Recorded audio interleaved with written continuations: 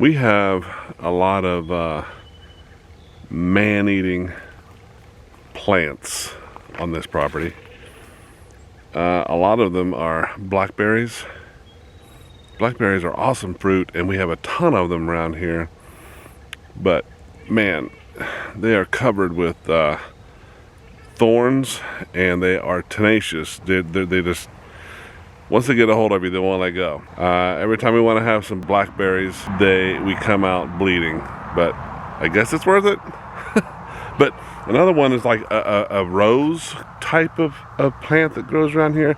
Doesn't really bloom pretty or anything, but I don't know if you can see it. This is one of its branches.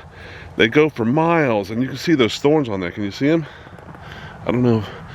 Man, they're just strong and hard, and you try to walk by this thing, and you will feel it. So we have a lot of those too. That's why, you know, I wear overalls or thick pants and coats. I even experimented one year and bought myself some thick leather chaps just so I could walk through here, because it was just insane. Kelly has 3 daughters, and each of those daughters has a brother. So how many kids total are in Kelly's family? Stay tuned. There have been several instances where I am putting in a T-post, and my T-post pounder works perfectly getting it down in, but the way the bottom of the T-post is designed, there's a little bit of a twist sometimes, and so when you pound it into the ground, it'll turn slightly. And when you turn it enough, the clips that clip it to the T-post to the fence will not be able to fit around the T-post and clip snugly to the fence. So I try to manually turn the T-post before I pound it all the way in, and it never works. I can't ever turn it. So what I've been using is this guy right here, and that's done wonders. It's done the job. I love it, but I can't twist or untwist the T-post, so I went and got this, and that one has a little T-post turner on the end of it, and I'm going to see if that helps me, because it doesn't need to be turned a lot. It's just a little, it's just off maybe 10 degrees. I just need to turn it back so it's flush, so that the clip can clip real well. I'm interested to see how well that'll work, and I'm going to go try it out right now. Well, I've been using that T-post driver with the straightener hook on the end of it for a couple days, and my assessment is this: it is not a game changer, because you can put up T-post fencing without it. I've done it. I have a lot of T-post fencing up, and I haven't used that straightening hook. But I will tell you this: it is a difference maker. The reason I'm saying that is I have driven a lot of T-posts that have gotten a little off flush to the fence, and it's super hard to get those clips in whenever the fence is a little bit off. But this little guy right here, you can use that to straighten it back up, and I was able to use that on several of the T-posts, and you use it down close to the ground, so you don't, if you use it up high, it'll just torque the T-post and sort of turn it in the middle. But use it down to the ground, and it very easily turns it, straightens it right out. And all my T-posts were daggone flush this time around. So it did make a difference. But you know, again, you can put up a fence without it. I mean, everybody does it. But this made it a lot easier to clip those fences to the posts themselves. So that's my assessment. So on a farm, you always have happy days, good days, fun days, coupled with sad days, bleak days, down days. That's just part of it. Some of the fun is obviously these guys right there. They're just so fun to watch now. They're hopping all over the place. They'll let you pet. That little buckling, man, he will do his little buck thing. You just hold out your hand and he'll just headbutt it all day long. You can feel his nubs coming in really well too. He's already growing his little horns. I think JoJo might be getting horns. It's hard to tell. Real little nubs. Her grandma had nubs, but she was polled, naturally polled. So I don't know if these are gonna turn into real horns or not. We'll find out. But they're definitely a lot smaller than Luke's, man. His are already almost full-blown horns. Anyway, they are part of the fun. So is Dinky. What you doing there, boy?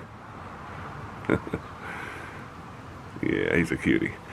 But part of the depressing part is I'm standing in an empty stall. Because, I don't know if you recall, I had a dilemma with Zero.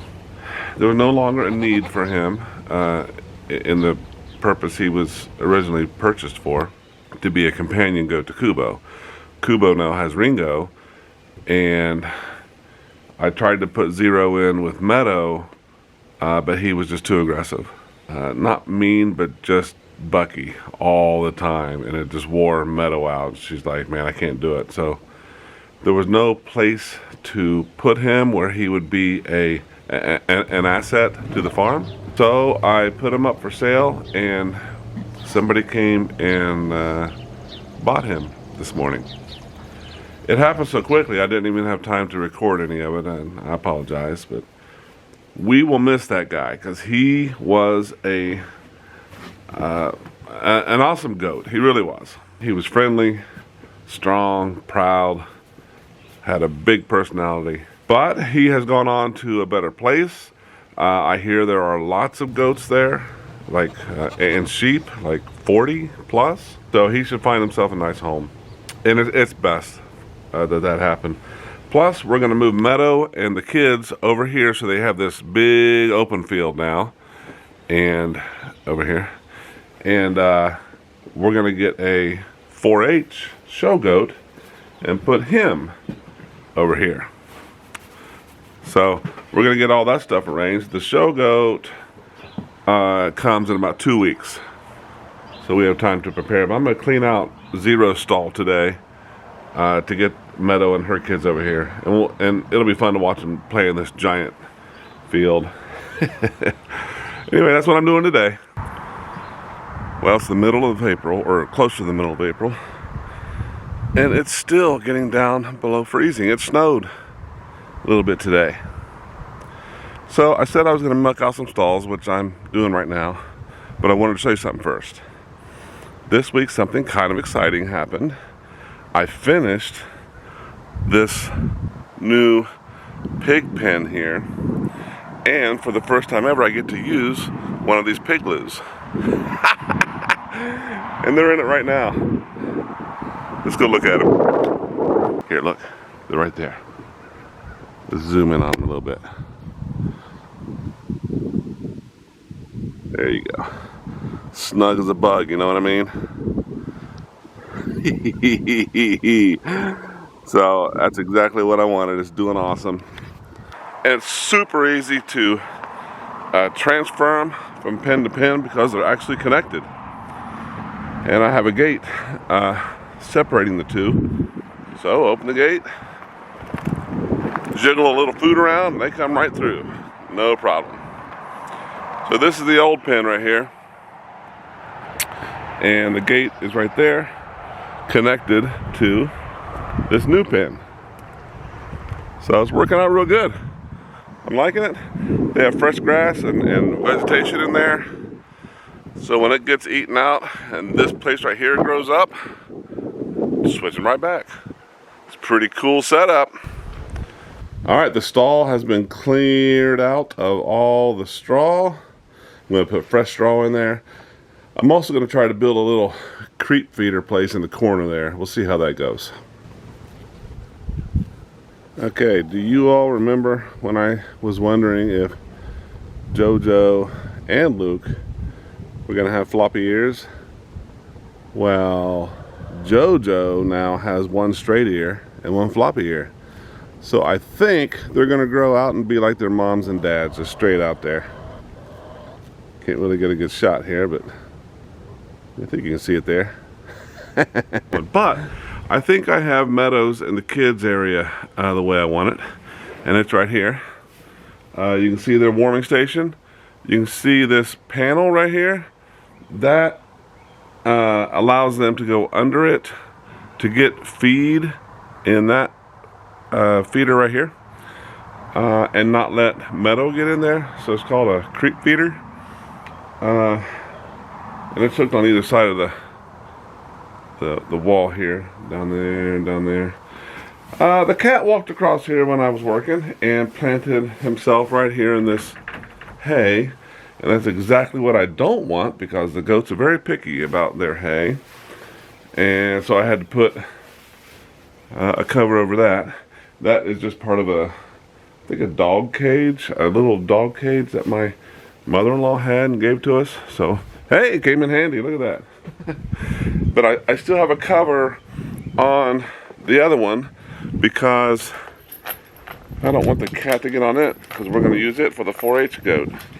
Okay, so it is still covered. The heat lamp is plugged in over here. Is the wire. It's plugged in over here. I'll take that down whenever the 4-H goat comes. So I'm just about ready to move all the goats over to the bigger stall, bigger pasture. Isn't that right, young'un? There's a young'un right here trying to see what's going on. Where you going? Okay.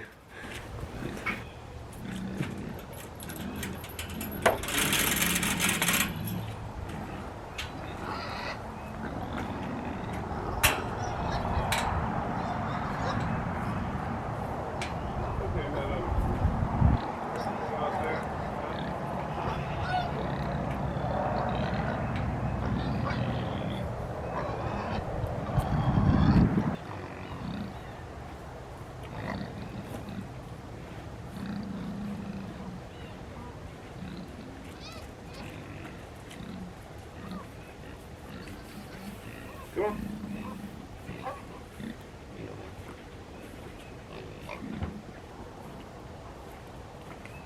Come on.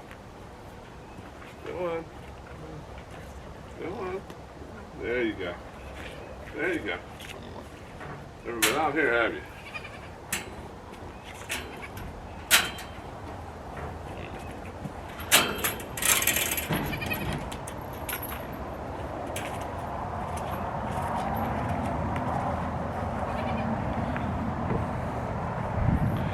Alright, they're looking around all these playthings here.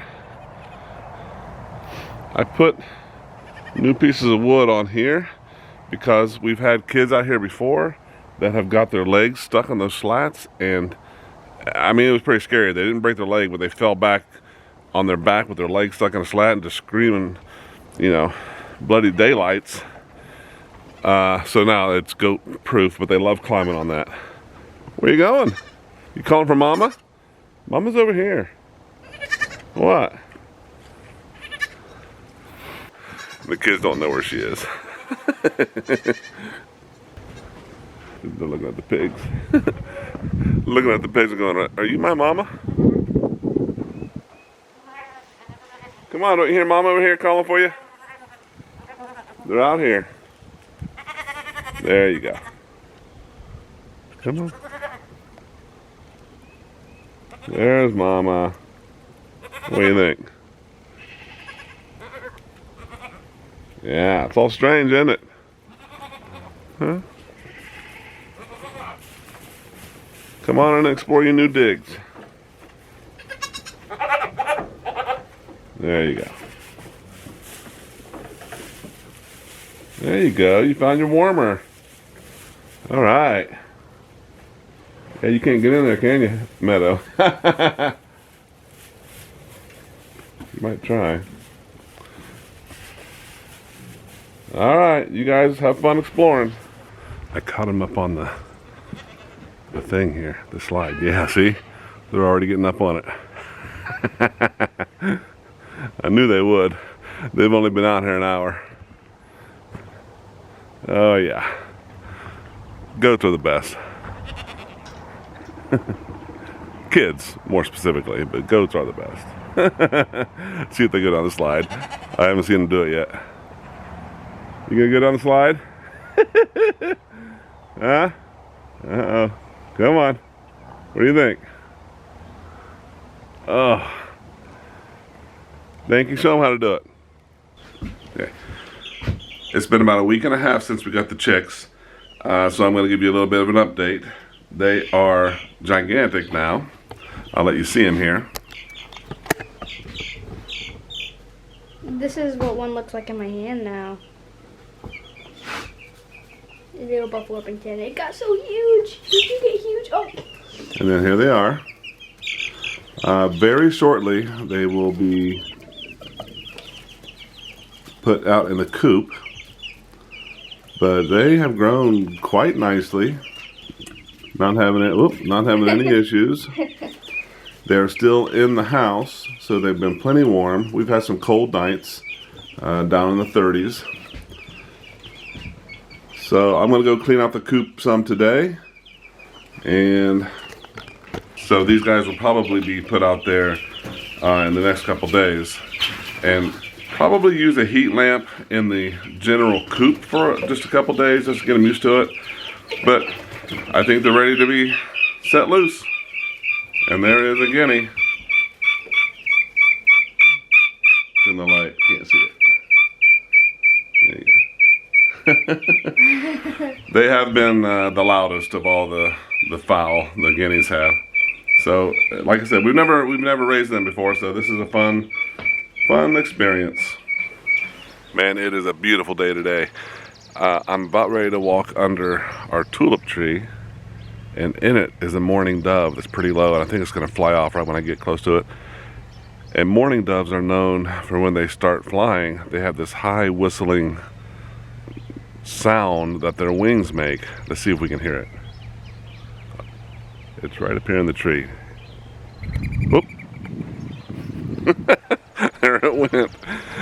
So this is the first night in a long time that it's been actually decent.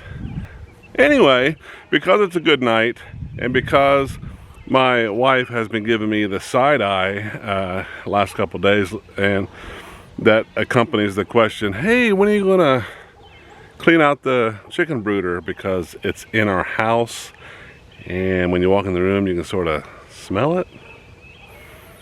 I get it. So today is brooder cleaning time. There it is upside down. I'm cleaning it out, and here are the young'uns. First time in grass. Haha, they're so cute.